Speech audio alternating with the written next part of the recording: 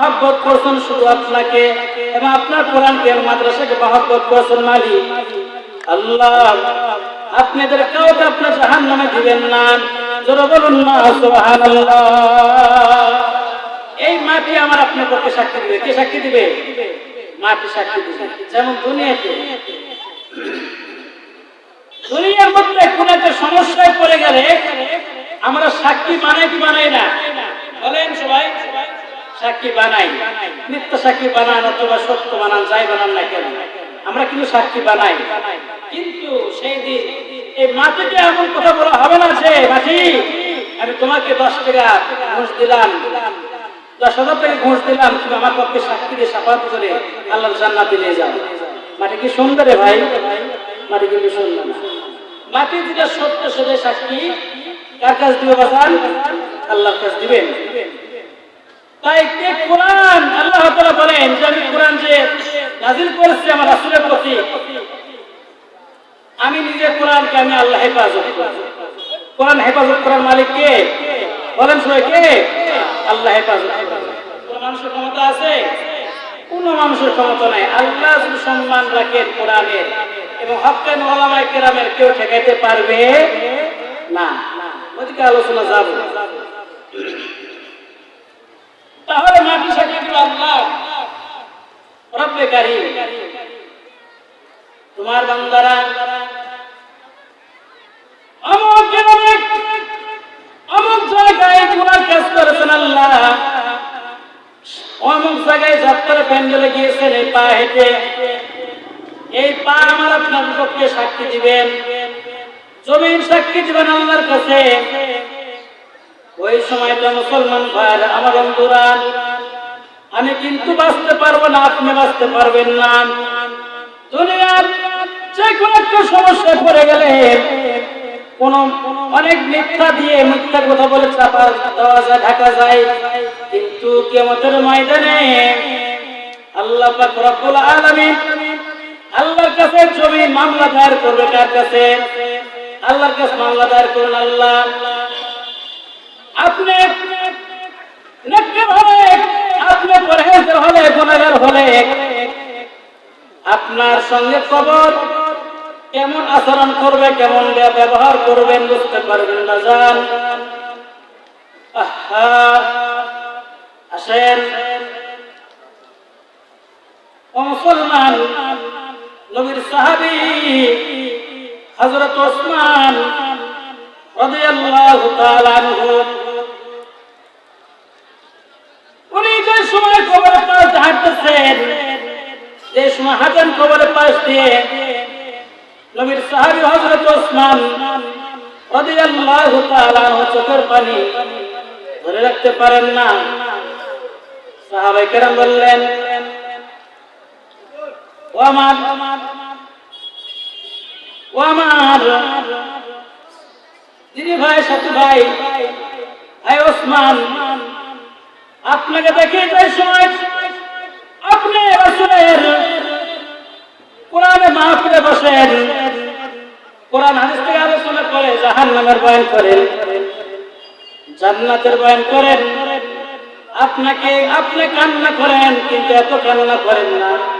কিন্তু আইজান যে সময় আপনাকে দেখি আপনি কবরস্থানের পাশ দিয়ে আপনি হেঁটেন, চলাফেরা করেন, আপনি হাঁটেন, ওই সময় আপনাকে দেখি ভাই ওসমান আপনি চোখের পানি দিয়ে আপনার দাড়ি গোটা সব ভিজে যায়।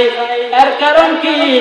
হযরত ওসমান রাদিয়াল্লাহু তাআলা আনহু বলেন, এ নবীর সাহাবায়ে কেরাম, আমি এই জন্য কান্না করি, আমি এই জন্য কান্না করি যে কবর এমন একটি জায়গা, এমন একটি বাসস্থান, এমন একটি ঘর, যার আমল সুন্দর হবে, যার আমল খারাপ হবে, কবর তার জন্য তার সাথে খারাপ আচরণ করবেন, আর আমল ভালো হলে তার সঙ্গে ভালো ব্যবহার করবেন। জোরে বলুন না সুবহানাল্লাহ। আল্লাহু আকবার। কে বলছেন এই কথা? আল্লাহ। আল্লাহ বলছেন। তাহলে আমার কাছে, আপনাদের কাছে আমার এবারে প্রশ্ন, কবরে কারা কারা যেতে চান? গুনাহ নিয়ে হাত ওঠান। একজন হাত উঠাইছে না, কারা কারা কবরে যেতে চান নেক আমল নিয়ে হাত উঠান। নারায়ে তাকবীর, নারায়ে তাকবীর।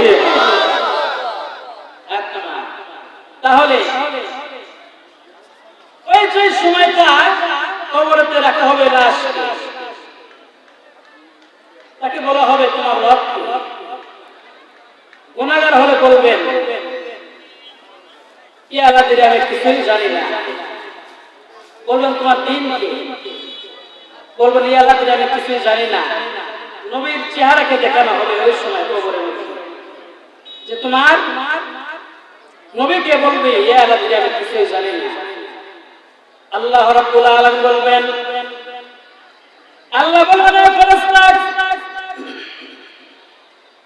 এই নাফরমান যারা বলছেন সব মিথ্যা বলছেন, একটা সত্য কথা বলে নাই।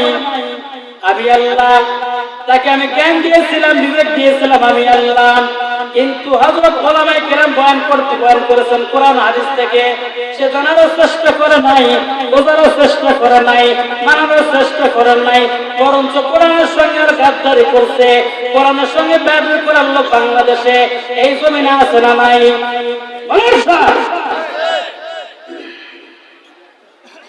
আমার মুসলমান, আল্লাহর কোরআনের সঙ্গে গাদ্দারি করে কেউ টিকতে পারে নাই। রাসূলের জামানায় হযরত আল্লাহর পয়গম্বর রাসূল এই সময় দাওয়াত নিয়ে গিয়েছিলেন তায়েফের ময়দানে। তায়েফবাসীরা এই কোরআন বিদ্বেষী মুসলমান, এই ইসলাম বিদ্বেষী মুসলমানরা, তোমরা এখান থেকে আজকে শিক্ষা নিবা যে কোরআনের সঙ্গে গাদ্দারি করলে বেয়াদবি করলে কি হয়। এই আজকে মাহফিলে তোমরা শিক্ষা নিবা সবাই। ওই সময় ছিল জামানায় ফেরাউন, নমরুদ, হামান, কারুন, সাদ্দাত এই কোরআনের সঙ্গে গাদ্দারি করে কিন্তু কোলাইতে পারে নাই। কোলাইতে পারছেন? বলেন, কোলাইতে পারে নাই। ও মুসলমান, আল্লাহ পাক রব্বুল আলামিন কোরআন, কিন্তু এই কোরআন আল্লাহ পাক রব্বুল আলামিন বলেন আমি কোরআনকে আমি আল্লাহ নাযিল করেছি, আমি নিজে কোরআনকে আমি হেফাজত করব, কেউ ঠেকাইতে পারবে না, কেউ নষ্ট করতে পারবে না। বরঞ্চ যারা চেষ্টা করবে যে কোরআনকে শেষ করে দিব, ওলামায়ে কেরামকে জেল খাটাইব, আমি আল্লাহ আমার ধরা বড় ধরার, আমি আল্লাহ ছেড়ে দিই, কিন্তু আমি আল্লাহ ছাড় দেই না। কথা বলেন ঠিক কিনা? আর আসতে বলেন, পাশের গ্রামের মানুষ শুনবে। সম্মানিত হাজিরিন, তাহলে এবার আসলে এদিকে পরে আলোচনা করি। যে সময়টা আল্লাহর গুনাহগার বান্দাকে প্রশ্ন করা হবে, এ তোমার রবকে বলবেন আমার রব আমি জানি না, ইয়া আল্লাহ আমি কিছুই জানি না। সঙ্গে সঙ্গে জবাব আসবে আসমান থেকে, আল্লাহ জবাব দিবেন, এ ফেরেশতারা এই নাফরমান বান্দা যা বলছেন সব মিথ্যা বলছেন। আমি আল্লাহ তাকে জ্ঞান দিয়েছিলাম, বিবেক দিয়েছিলাম, কিন্তু বোঝার চেষ্টা করে নাই, জানার চেষ্টাও করে নাই। আল্লাহ পাক রব্বুল আলামিন আল্লাহর অর্ডার দিবেন নাজান, ও আমার ফেরেশতারা শুধু কবর তো আযাব দিবে, কিন্তু তার যন্ত্রণাটা আল্লাহ বাড়াই দিবেন। আল্লাহ বলবেন বান্দা, ফেরেশতা তার শরীরের মধ্যে পোশাকটা পরায় দাও। জান্নাতে পোশাক পরায় দিবেন না জাহান্নামের পোশাক পরায় দিবেন? বলেন বাজান। তাহলে সেই জাহান্নামের পোশাক থেকে বাঁচতে হলে বাজান এই কোরআনে মাহফিল আসতে হবে, বসতে হবে, জানতে হবে, গ্রামে মাদ্রাসা চালাইতে হবে, দেখতে হবে, সব ছাত্র দিয়ে সাহায্য করতে হবে, টাকা দিতে হবে, অর্থ ব্যয় করতে হবে, সব করতে হবে, জীবন দিতে হবে। কিন্তু আজকে মুসলমান এই কোরআনের জন্য জীবন দিতে চাই না। বলে হুজুর আমার অর্থ আছে, আমার টাকা আছে, সব দিয়ে দিব, কিন্তু হুজুর জীবন দিতে রাজি নাই। বলে কি বলে না? ও মুসলমান, সেই কথা বলতেছিলাম বাজান, কবরের কথা আলোচনা করতেছিলাম।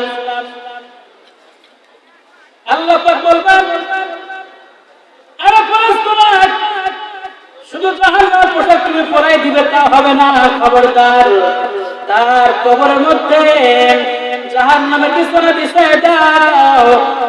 কি নাউজুবিল্লাহ নাকি নাউজুবিল্লাহ না বিসমিল্লাহ বলবেন? যেখানে এটা তো বলবেন রে ভাই, বলবেন এক জাহান্নামের বিছানা কবরে বিছায় দাও, আর সঙ্গে সঙ্গে দুই পাশের মাঠে এমন জোরে চাপ মারবে। হাদিস শরীফে আসছেন, আল্লাহর পয়গম্বর রাসূল বলেন, দুনিয়ার কোন জীবিত মানুষ যদি একবার চিৎকার মারত তাহলে সে কলিজা ফেটে মারা যেত। জোরে বলুন না নাউযুবিল্লাহ। গুনাহগারকে এত কঠিন আযাব দেওয়া হবে কবরের মধ্যে। ডানের হাতটি বাম দিকে চলে আসবে, বামের হাতটি ডান দিকে চলে আসবে। এমন চলে চিৎকার মারবেন, দুনিয়ার কোনো মানুষ শুনতে পাবেন না, একমাত্র শুনবেন কে? আমার আল্লাহ। তাহলে সেই কোরআন মাহফিলে আমরা সেই জাহান্নামকে বাঁচতে হলে কোরআনকে মহব্বত করার দরকার আছে না নাই? বলেন সবাই, আছে না নাই? মানুষ তো ময়দানে অনেক আছে রে ভাই, কথা বলেন, আছে না নাই? আছে। আবার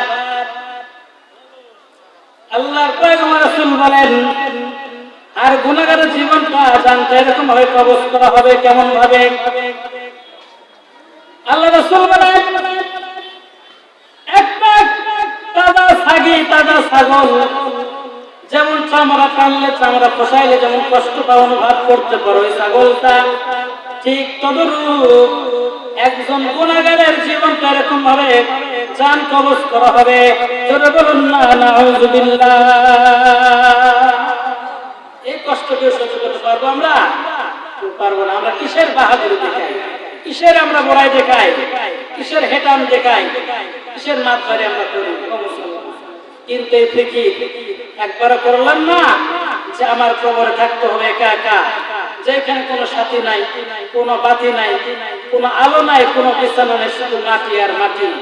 40 দিন পর, 2 মাস পরে আমার মাংস, আমার হাড্ডি সব মাটির সঙ্গে মিশে যাবে। তোর বলুন না নাউযুবিল্লাহ। আর যদি আপনি মুমিন হন, কিয়ামত পর্যন্ত আপনার কাপড়ের কোনো মাটির দাগও লাগবে না। জোরে বলুন সুবহানাল্লাহ। এই জন্য হক্কানি পীর সাহেব যারা আছেন, ওলামায়ে কেরাম যারা আছেন, এদের সোহবতে আসবেন, এদের সোহবতে বসবেন। তাহলে এবারে আসেন, এতক্ষণ শুনলাম কি আমরা কবরে আযাব এরকম হবে, এরকম কষ্ট হবে কাদের জন্য? গুনাহগারের জন্য। কার জন্য হবে ভাই? গুনাহগারের জন্য। তাহলে এবার আসেন মুমিনের কথা আমরা শুনি। আপনারা কি শুনবেন কি শুনবেন না? বলেন, শুনবেন কি শুনবেন না? কারা কারা শুনবেন? হাত উঠান। নারায়ে তাকবীর। মাশাআল্লাহ। আল্লাহর পয়গম্বর রাসূল বলেন, হযরত আনাস রাদিয়াল্লাহু তাআলা আনহু বলেন, ইয়া রাসূলুল্লাহ, ইয়া হাবিবাল্লাহ, মুমিনের জীবনটা কেমনে কবজ করবেন, জানটা কেমনে কবজ করা হবে? আল্লাহ নবী সাল্লাল্লাহু আলাইহি ওয়াসাল্লাম নবীর সাহাবীকে বলেন, আনাস, দেখো রে, মুমিন বান্দার জীবনটা এরকম ভাবে কবজ করা হবে যে যেমন মুমিন বান্দা 14 মাসুম বাচ্চা শিশু মায়ের দুধ খেতে খেতে, পান করতে করতে ঘুমায় যায়, কিন্তু জনম দুঃখিনী মা বুঝতে পারে না, জানতেও পারে না। আল্লাহ রাসূল একটা উদাহরণ দিয়েছেন, যেমন একটা আপনার দেশের মধ্যে অথবা বালতির মধ্যে আপনি আঠা রাখছেন, আঠার মধ্যে একটা চুল পড়ছে, আপনি চুলের মাথা ধরে ঘরে ধরে টান মারবেন। আমার প্রশ্ন আপনাদের কাছে এবারে, ওই আঠার মধ্যে কি 2 ভাগ কি হবে বাজান? বলেন, 2 রাগ কিন্তু হবে না, আটা জিরম সামনে থাকা আটা কিন্তু বুঝতে পারবে না আমার মধ্যে চুল বের হচ্ছে না কি বের হচ্ছে।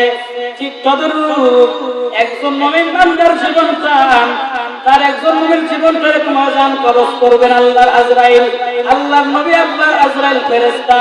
জোরে বলুন না সুবহানাল্লাহ। তাহলে মুমিন বান্দার জীবন এরকম কবজ করা হবে যেমন একটা আপনার পাথরের মধ্যে আটার মধ্যে চুল পড়েছে, এই চুলের গোড়া ধরে আপনি টান মারছেন, আটা কিন্তু দুই ভাগ হয় নাই। ঠিক তদরূপ একজন মুমিন বান্দার জীবনটা এরকম ভাবে যান কবজ করবেন। কে কবজ করবে? আজরাইল আলাইহিস সালাম। যে সময়টা মুমিন বান্দাকে কবজে রাখা হবে, বলবেন তোমার রবকে, বলবে রব হলেন আমার আল্লাহ। কে বলবেন? মুমিন বান্দা বলবে রব হলেন আমার আল্লাহ, আমার দ্বীন ইসলাম। বলবেন নবীর ছবিকে দেখানো হবে, দেখবেন দেখাইবেন যে এনিকে তুমি চিনতে পারোনি, বলবেন হ্যাঁ এ তো আমাদের রাসূল। বলুন না সুবহানাল্লাহ। আল্লাহ মুমিন বান্দারা ওই সময়টা আল্লাহর ফেরেশতারা জবাব দিবেন, ও আল্লাহর পিয়ারা বান্দা, ও আল্লাহর আশিক, ও নবীর আশিক, আমরা জানতাম যে তুমি জবাব দিবা তুমি, তারপরও তোমাকে পরীক্ষা করার জন্য বাজার আমরা তোমাদেরকে আমি প্রশ্ন করেছি। সঙ্গে সঙ্গে আল্লাহ পাক রব্বুল আলামিন ঘোষণা করে দিবেন, আরে ফেরেশতারা খবরদার খবরদার খবরদার রে, দেখো আমার বান্দাকে ডিস্টার্ব দাও না, ঘুমানো। ওই সময় আল্লাহ পাক রব্বুল আলামিন বলবেন, ও আমার ফেরেশতারা আর তোরা দেরি করিস না, আর দেরি করিস না রে, জান্নাতের পোশাকটা তার শরীরে ঢুকায় দাও। জোরে বলুন না সুবহানাল্লাহ। আল্লাহু আকবার। আল্লাহ বলবেন ফেরেশতা খবরদার, তুমি শুধু জান্নাতের পোশাক তার শরীরে পরাই তুমি ক্ষান্ত হবে না, ক্ষান্ত হবে না, খবরদার খবরদার। কবরের মধ্যে জান্নাতের বিছানা আল্লাহ বিছাই দিবেন। জোরে বলুন না সুবহানাল্লাহ। ও মুসলমান, হাদিস শরীফে আছে যে বান্দা প্রতিদিন সকাল সন্ধ্যায় এশার নামাজের পর অথবা মাগরিবের নামাজের পর সূরা যে মুলুক যে তেলাওয়াত করবেন, মুসলমান আমরা এখানে যারা অনেক মুসলমান এখানে আপনারা আছেন, কিন্তু বাজান আমরা কিন্তু সবাই কিন্তু কোরআন পড়তে কি পারি? বাজান পারি না রে। পড়ার চেষ্টা আমরা করি, শেখার চেষ্টা করি না। আল্লাহ বলেন যে বান্দা প্রতিদিন এশার নামাজের পর এবং মাগরিবের নামাজের পর যে সূরা ওয়াকিয়া যে তেলাওয়াত করে, কোন সূরা বাজান? এটা বলেন কোন সূরা? সূরা মুলুক। কোন সূরা? সূরা মুলুক। আল্লাহর রাসূল বলেন যেই বান্দা যে তেলাওয়াত করবে সকালে অথবা সন্ধ্যায় অথবা এশার নামাজের পর, আল্লাহ রাসূল বলেন ওই বান্দার জন্য যে সময় কবরে তাকে রাখা হবে তার জন্য আল্লাহর ফেরেশতারা কোনো প্রশ্ন করবেন না। এই সূরা মুলুক ঝগড়া করে আল্লাহর জান্নাতে পাঠিয়ে দিবেন। জোরে বলুন না সুবহানাল্লাহ। আল্লাহু আকবার। কার ঘোষণা এটা? আল্লাহর ঘোষণা। সূরা মুলুক। কোরআন তেলাওয়াত করার দরকার আছে না নাই? জানা দরকার আছে না নাই? ও মুসলমান, আপনি আপনার ছেলে না থাকলে মাদ্রাসা নাতিকে দিবেন, নাতি না থাকলে পারবর্তী অনেক ছেলে মেয়ে থাকে, সালতান থাকে, এদেরকে দিয়ে সাহায্য করে মাদ্রাসাকে, যে এরা কোরআন তেলাওয়াত করবে। আসেন, যে সময় থাকে অবশ্যই কথা বলবো যে কোরআন তেলাওয়াত যারা করে এবং যারা শ্রম দেয়, যারা সাহায্য যারা করে, এদের কি ফায়দা, এই বিষয়ে আপনারা কি জানা দরকার আছে না নাই? বলেন ভাই। আছে, এটা আমাদের সবারই জানা দরকার। আমি হাদিসে পড়ছি যে খায়রুকুম মান তাআল্লামাল কুরআন ওয়া আল্লামা, তালাবুল ইলমি ফরিদাতুন আলা কুল্লি মুসলিম। আল্লাহর পাক ওয়া রাসূল বলেন এই দুনিয়ার মধ্যে সব থেকে শ্রেষ্ঠ মানুষ, সব থেকে উত্তম মানুষ কারা? যে বান্দি কোরআন শিক্ষা করে এবং শিক্ষা দেয়, জোরে বলুন না সুবহানাল্লাহ। আজকে বর্তমানে বাজার এই কোরআন মাহফিল হলে আমরা অনেক বাধা বিঘ্ন করে কি করি না, বলেন না কেন? অনেক বাধা সৃষ্টি করে। আবার তারা দাবি করে যে আমরা মুসলিম, আমরা মুসলমান। আল্লাহ রাসূল বলেন এই কোরআনের সঙ্গে যারা গাদ্দারি যারা করে এরা মুমিন মুসলমান নয়, এরা ঠিক বুঝতে হবে আবু জাহেলের দল, এরা চেলা, এতে কোনো সন্দেহ নাই। যারা কোরআন হাদিস থেকে হক কথা বললে জেলে ভর্তি করে। আমাদের মাওলানা আল্লামা দিলওয়ার হোসেন সাঈদী সাহেব আমাদের বড় হুজুর, যেমন ইমাম হুসাইনকে বিষ পান করে শেষ করা হয়েছিল। আমাদের ওলামায়ে কেরামের উস্তাদ আল্লামা দিলওয়ার হোসেন সাঈদী সাহেবকে এরকমভাবে বিষ পান করাই নবাবী ইঞ্জেকশন দিয়ে মারা হয়েছে। মুসলমান ইমাম আবু হানিফা রাহমাতুল্লাহ আলাইহি, ইমাম মালিক রাহমাতুল্লাহ আলাইহি, ইমাম শাফি রাহমাতুল্লাহ আলাইহি যারা কোরআনের তালিম দিয়েছেন, দাওয়াত দিয়েছেন, এরকম বয়ান তারা করছেন মুসলমান, তাদের জেল খাটতে হয়েছে, কার খাটতে হয়েছে মুসলমান।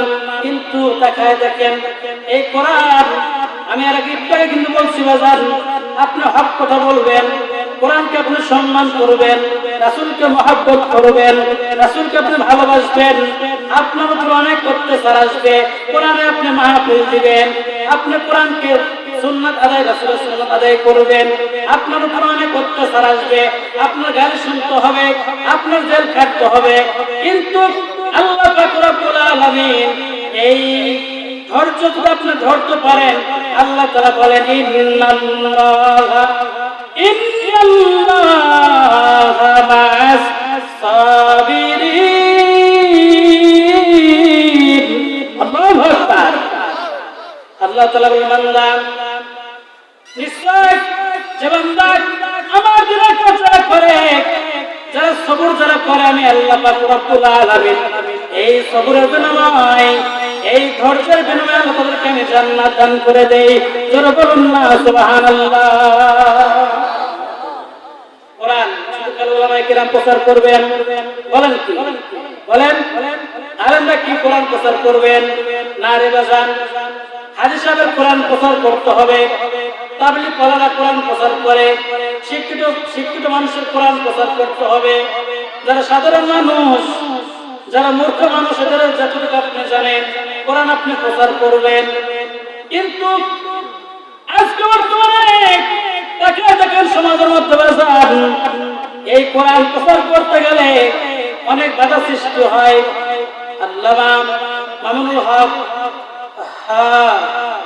কষ্ট লাগে, হারে প্রায় কয়েক বছর উনি জেল খাটছেন। শুধু জেল খাটেন নাই, হুইল চেয়ারে বসতে হয়েছে। আপনারা কি দেখেন নাই? বলেন না কেন দেখেন নাই কি? আপনারা অনেকে দেখছেন। মামুনুল হক কুষ্টিয়ার যে আমির হামজা 3 বছর জেলে ছিলেন, উনি জেল খাটছেন শুধু কোরআন হক কথা বলার কারণে। মুসলমান কিন্তু আর বদলা একদিন আল্লাহ কিন্তু এদেরকে দিবেন। কোরআনের সঙ্গে গাদ্দারি করে, কোরআনের সঙ্গে বেয়াদবি করে ফেরাউন, নমরুদ, হামান টিকতে পারে নাই। এই যুগের যারা বেয়াদবি যারা করছেন তারাও টিকতে পারে নাই। কথা বলেন ঠিক কিনা? রাগ করলে করার কিছু নাই, হক কথা দিতে লাগবে। আজকে তো বর্তমানে এক হুজুর দোষ করলে সব হুজুরের দোষ হয়, এক জামাতের লোক দোষ করলে সব জামাতের যত ছেলে আছে দোষ হয়, এক আমলিকের নেতা দোষ করছে সব আমলিকের ছেলেদের দোষ হয়। আমার প্রশ্ন আপনাদের কাছে এবারে, যে আমরা যেদিকে বাড়াবাড়ি যেটা করি আমরা এগুলা, যে আমলিকের লোক সবাইকে কোরআন বিদ্বেষী বলেন, কথা বলেন না কেন? হয়তো আপনারা বর্তমানে হুজুর আমলিকে দালালি করতেছেন না। বিএনপির লোক কোরআন বিদ্বেষী কি নাই? বলেন না কেন? আছে। জামাতের লোক কি নাই? আছে। তাহলে যারা বেশি বাড়াবাড়ি করে সমাজে, আপনি এদেরকে ধরেন। আর আপনি সাধারণ মানুষ, আমি সাধারণ মানুষ, পাবলিক, আমরা গ্রামে একই গ্রামে বাস করি। আপনি আমলিক করেন, একজন জামাত করে, চরমনাই করে, ফুরফুরা শরীফ দরবার শরীফের যারা ভক্ত এরা সব দল করে, এরা আমার কারো ক্ষতি, আমি আপনি কারো ক্ষতি করি নাই। কিন্তু আজকে বর্তমানে আমরা এক আমলি দোষ করছে, যারা গ্রামে যারা বাস করে আমলিতে যারা আছে এদের উপর অনেক অত্যাচার হামলা, এগুলো করা ঠিক না, এগুলো বাড়াবাড়ি। এগুলো কি বাড়াবাড়ি? ইসলাম এটা বলেন না।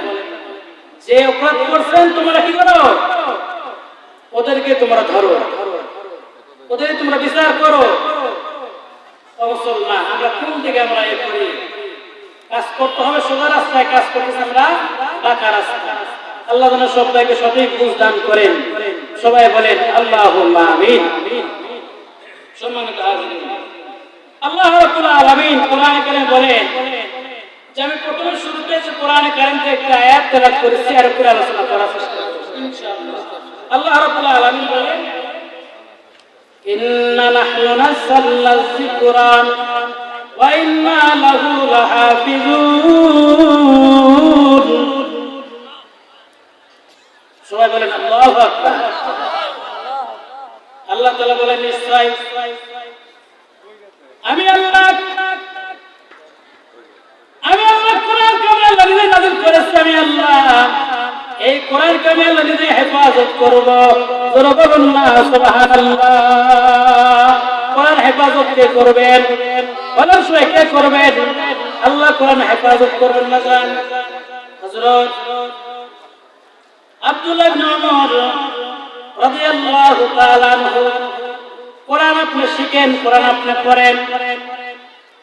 আল্লাহ রাসূল হযরত আব্দুল্লাহ ইবনে ওমর রাদিয়াল্লাহু তাআলা আনহু বলেন যে বান্দা কোরআন যে তেলাওয়াত করে, যে শিখে, যে আমল করে, আল্লাহ পাক রব্বুল আলামিন এই কোরআন শাফাত করে আল্লাহর জান্নাতে নিয়ে যাবেন। জোরে বলুন না সুবহানাল্লাহ। আল্লাহু আকবার। কোরআনে সুপারিশ দরকার আছে না নাই? এবার আমার প্রশ্ন আপনাদের কাছে, বাজার শোনা কোরআন আপনি আহারে কোরআন আপনি পড়তে পারেন না, বলতে পারেন হুজুর কোরআন জানি না রে, কোরআন বুঝি না, পড়তে পারি না, তাহলে আমাদের কি উপায় হবে? এই কোরআনের শাফাত কেমনে পাবো? কোরআনের মহব্বত কেমনে পাবো বাজার? এইটা আপনাদের গেলেন যে মাদ্রাসা আছে, মাদ্রাসাকে আপনি ভালোবাসবেন।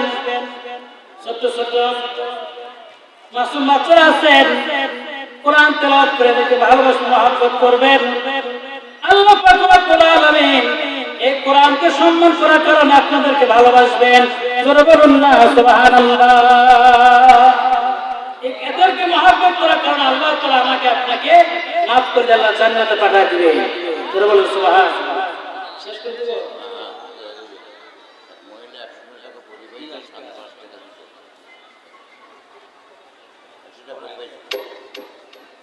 কতটুকু সময় বাইরে দিলে আলোচনা করতে পারলাম না, শেষ করে দেব না। সম্মানিত হাজিরিন, আমার সামনে অবশ্যই দোয়া করব। আমার সামনে অনেক আলোচনা ছিল,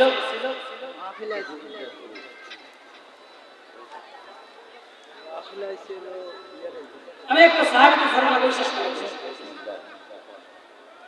সাহাবায়ে কেরাম কোরআনকে কেমন ভালোবাসেন, কেমন করে মহব্বত করছেন। সম্মানিত হাজিরিন, আজকে আমরা সেখান থেকে শিখে নেব।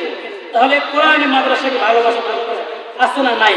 ওলামায়ে কেরামকে মহব্বত করার দরকার আছে না নাই? আমি এই বিষয়ে আলোচনা করে শেষ করার চেষ্টা করব ইনশাআল্লাহ। হযরত এক নবীর সাহাবী কোরআনের শিক্ষার জন্য তিনি ২৫০০ কিলো রাস্তা তিনি অতিক্রম করেছেন। জোরে বলুন সুবহানাল্লাহ। কত হাজার বাজান? ২৫০০ কিলো রাস্তা অতিক্রম করেছেন। আল্লাহ পয়গম্বর রাসূল যে সময় উনি ইন্তেকাল করেন, আল্লাহ রাসূল ইন্তেকাল করেন, মারা যান। নবীর এক সাহাবী ছিলেন হযরত আবু দারদা রাদিয়াল্লাহু তাআলা আনহু দামেস্কে চলে গেলেন। দামেস্কের মসজিদে উনি ইমামতি করতেন হযরত আবু দারদা। নবীর সাহাবী ২৫০০ কিলো রাস্তা অতিক্রম করে রাস্তা পার দিয়ে শুধু একটা কথা এলেম অর্জন করার জন্য অতিক্রম করছেন। আল্লাহর পয়গম্বর রাসূল বলেন, ও মুসলমান, যে আপনারা এখানে আসছেন ইলম শেখার জন্য, ইলমের মাহফিল আপনারা আসছেন, মাজলিস আপনারা আসছেন, আল্লাহ রাসূল বলেন, যে বান্দা ইলম শেখার জন্য যে রাস্তা থেকে বের হয়, রাস্তা পথ বের হয়, আল্লাহ পাক রব্বুল আলামিন তার জন্য আল্লাহর জান্নাতের পথ বের করে দেন। জোরে বলুন না সুবহানাল্লাহ।